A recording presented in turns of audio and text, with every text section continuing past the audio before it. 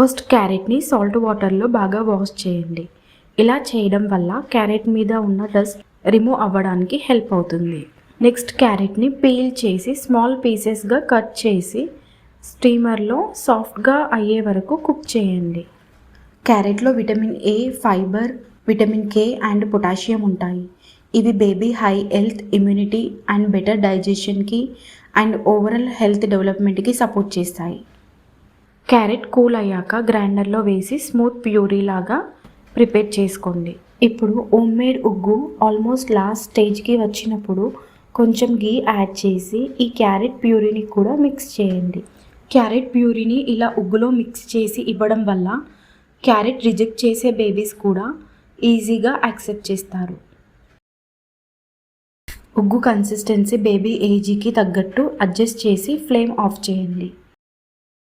ఈ ఉగ్గు కొంచెం వామ్గా ఉన్నప్పుడు బేబీకి ఫీడ్ చేయండి.